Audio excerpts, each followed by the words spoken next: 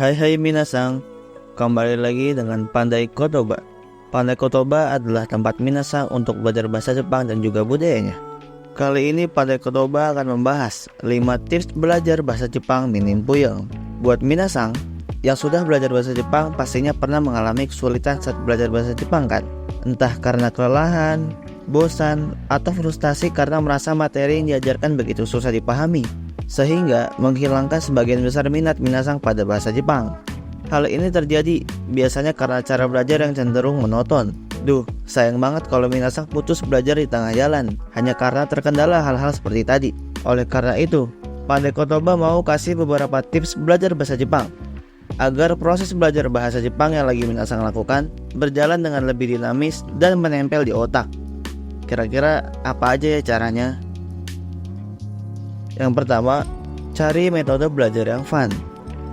Seperti yang sudah disebutkan di atas, salah satu faktor yang membuat proses belajar bahasa Jepang kita menjadi seret dan mandek adalah metode belajar yang monoton. Tidak semua orang bisa belajar dalam satu kondisi dan fase yang sama setiap waktu, apalagi dalam belajar bahasa Jepang ya minasang. Beberapa dari minasang mungkin berpikiran bahwa belajar dengan setumpuk buku panduan lebih memberikan hasil yang maksimal dalam mempelajari bahasa Jepang. Padahal nggak begitu juga loh. Justru sebisa mungkin kita harus pintar membuat kombinasi metode belajar agar perasaan jenuh tidak mudah hinggap dan menghambat proses belajarnya. Yang pertama itu ada cara drill soal latihan. Kalau biasanya kita lebih dulu mempelajari pola kalimat, penjelasan materi, lalu barulah berlatih soal, kali ini cobalah kebalikannya. Daripada menyiapkan dan membeli banyak buku panduan dan fokus pada penjelasan materi dari masing-masing buku yang notabene isinya sama aja, perbanyaklah mengumpulkan soal latihan dan kerjakan masing-masing soal tersebut sambil membaca penjelasan materinya. Biasanya, otak akan lebih mudah mengingat ketika kita menemukan suatu hal yang sulit, bukan? Membiasakan diri kita untuk mengerjakan soal secara berulang dan konsisten akan lebih mudah membentuk ingatan pada materi yang diajarkan. Jangan lupa juga untuk menyesuaikan porsi latihan soal dengan kapasitas diri kamu ya. Misalnya, jika minasang adalah orang yang mudah stres atau mudah jenuh, minasang bisa membatasi latihan hanya dengan mengerjakan 10 soal latihan per hari. Namun dengan catatan, latihan soal harus dilakukan secara konsisten setiap hari, walaupun dalam sehari hanya mengerjakan 10 soal. Yang kedua, nonton drama dan anime. Siapa sih yang bilang kalau belajar bahasa Jepang gak bisa hanya lewat drama dan anime? Tentu saja bisa. Belajar dengan menggunakan teknik audio visual merupakan salah satu metode pembelajaran yang dibutuhkan dalam mempelajari bahasa asing, tak terkecuali dengan belajar bahasa Jepang. Namun, ada beberapa hal yang harus minasang perhatikan saat memilih anime dan dorama untuk belajar bahasa Jepang. Jangan sampai minasang memilih anime dan dorama yang levelnya tidak sesuai dengan level kemampuan bahasa Jepang minasang. Anime dan dorama yang bisa digunakan untuk belajar bahasa Jepang, khususnya bagi tingkat beginner dan intermediate, adalah anime dan dorama dengan genre slice of life atau bertema sehari-hari. Lebih baik lagi jika menggunakan anime atau dorama untuk anak-anak, karena penggunaan bahasa Jepang dalam anime dan dorama anak-anak menggunakan bahasa yang mudah dicerna dan lazim digunakan sehari-hari. Anime atau dorama yang bisa kita temui di YouTube dengan level tersebut misalnya Koneko no Chi, Kompora, Dairyoko, atau Shinchi, Shimajiro, atau Doraemon. Atau bisa juga menggunakan video pembelajaran bahasa Jepang Erin ga Chousen Nihongo de Ikimasu dari Japan Foundation, dan video roleplay yang disediakan oleh lembaga belajar bahasa Jepang yang tersedia gratis di YouTube.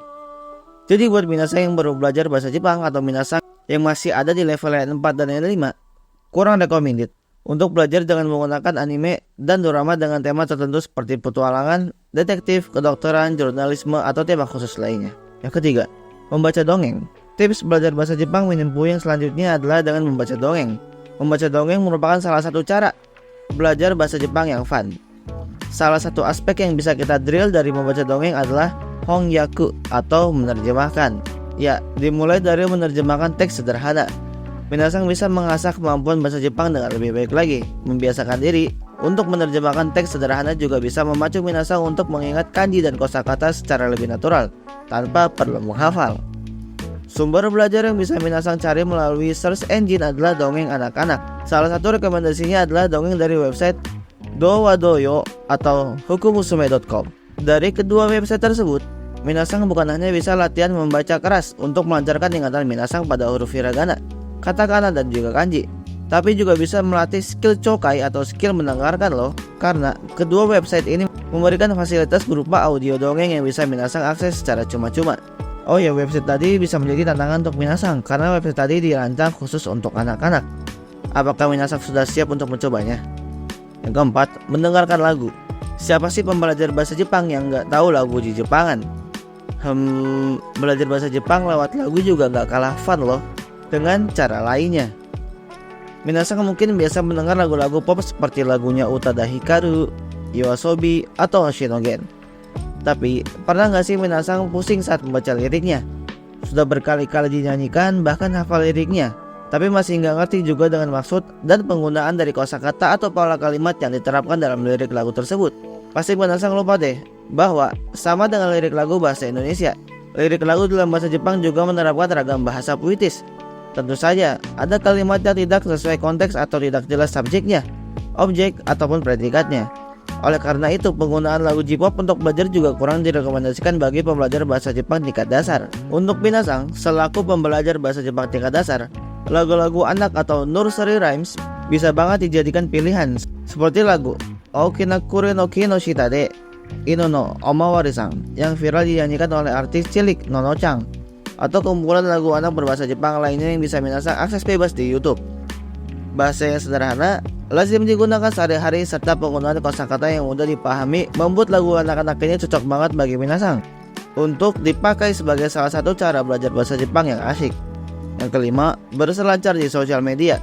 Biasanya sebagai pembelajar bahasa Jepang, kita pasti tahu minimal 1 atau 2 artis orang dari Jepang. Tidak aneh juga, beberapa dari kita bahkan hafal YouTuber yang berasal dari negeri Sakura tersebut, atau bahkan hingga memfollow akun sosial media dari artis, idola, atau YouTuber yang disukai. Jika minasang adalah salah satu pembelajar bahasa Jepang yang rajin mengikuti akun sosial media public figure Jepang, selamat ya, karena minasang punya satu lagi cara belajar bahasa Jepang yang tentunya nggak membosankan. Ya, tentu saja dengan membaca unggahan tulisan dari mereka. Biasanya bahasa yang digunakan untuk unggahan di internet menggunakan ragam bahasa formal atau kasual yang lazim digunakan sehari-hari, sehingga relate banget untuk digunakan sebagai bahan pembelajaran. Nah, bukan hanya unggahan dari publik figurnya saja loh yang bisa kita gunakan sebagai bahan belajar. Bahkan isi komentarnya pun bisa kita cari tahu maksud, arti, serta pola kalimatnya. Walaupun memang nyatanya memang akan banyak kita jumpai kalimat-kalimat yang tidak sesuai dengan gumpo atau pola kalimat yang seharusnya. Tapi ada satu hal yang perlu minasang perhatikan pada saat menggunakan unggahan sosial media menjadi salah satu bahan pembelajaran. Seperti halnya unggahan komentar netizen di Indonesia, akan sering juga kita jumpai kosakata atau kalimat yang kurang senonoh untuk digunakan. Jadi harap berhati-hati ya. Cara selanjutnya yaitu temukan partner. Menemukan partner belajar bahasa Jepang yang sefrekuensi merupakan salah satu hal yang penting dan wajib bagi minasang. Perhatikan, saat belajar bahasa Jepang, partner belajar yang cocok bukan hanya bisa menambah motivasi belajar, tapi juga bisa memacu skill bahasa Jepang minasang lebih cepat bertambah daripada mereka yang belajar sendirian tanpa partner. Partner belajar ini bisa jadi saudara, teman, atau bahkan pasangan hidup. Cara selanjutnya, biasakan. Minasang tentu pernah dengar pepatah, bisa karena terbiasa.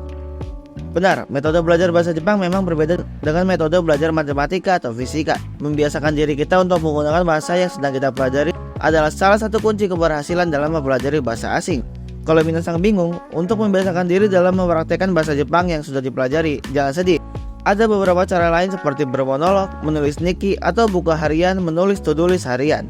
Mengulang tips yang sudah pandai kita sebutkan tadi, atau bisa juga menggunakan platform berbicara dengan orang asing seperti Omegle atau Interpulse. Cara selanjutnya, gunakan berulang. Seru tapi tak sama. Nih, dengan hal yang udah dijelaskan di atas, poin dari menggunakan berulang ini hampir sama dengan membiasakan ya. Bedanya minasang harus konsisten menggunakan metode belajar yang cocok dengan minasang setiap hari. Gak mesti banyak hal yang minasang lakukan. Misalnya, dengan keterbatasan waktu yang minasang punya, minasang hanya bisa melakukan drill soal latihan saja. Itu pun hanya 5 soal, tidak masalah asalkan minasang bisa konsisten menjalaninya. Pasti akan membawakan hasil yang baik. Cara selanjutnya, jangan memaksa. Memang sih, ada beberapa tipikal orang dari kita yang akan tidak bisa melakukan apapun jika tidak dipaksa. Tapi minasang mesti ingat ya, segala hal yang dipaksa itu tak jarang hasilnya akan kurang baik. Misalnya kita memaksa diri untuk menghafal kanji sehari sebanyak 20 kanji. Memang sih pada saat itu kita akan berhasil menghafalnya. Tapi yakin deh, tidak lama setelahnya hafalan yang sudah kita lakukan akan menjadi lupa bahkan sampai tak terbekas di otak kita.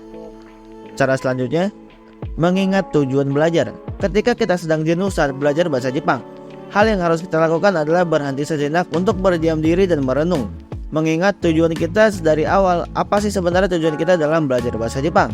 Apakah untuk mendapatkan karir yang sukses? Atau apakah karena ingin kuliah lanjutan di Jepang? Belajar dengan tanpa adanya motivasi atau tujuan belajar cenderung membuat kita mudah berhenti dan menyerah begitu saja ketika bertemu kendala. Menetapkan tujuan yang logis dan rasional tentunya penting juga untuk kita perhatikan. Namun kita juga jangan sampai menargetkan hal yang terlalu rendah, karena target yang rendah tentu akan berpengaruh pada hasil belajar yang rendah pula. Oke minasang, jadi itulah video tentang belajar bahasa Jepang minim puyeng. Bagi minasang yang ingin mempelajari bahasa Jepang selanjutnya atau menikmati konten-konten gratis di YouTube bahasa Jepang, minasang boleh subscribe YouTube Pandai Kotoba. Dan bagi minasang yang mungkin sering di Instagram dan ingin pintar bahasa Jepang, minasang bisa follow Instagram Pandai Kotoba. Karena di Instagram Pandai Kotoba sering sharing tentang bumpo, kosakata ataupun fukushi bahasa Jepang secara cuma-cuma. Sampai jumpa di video selanjutnya. Semoga video ini bermanfaat bagi kita semua. Ja, matane, bye bye.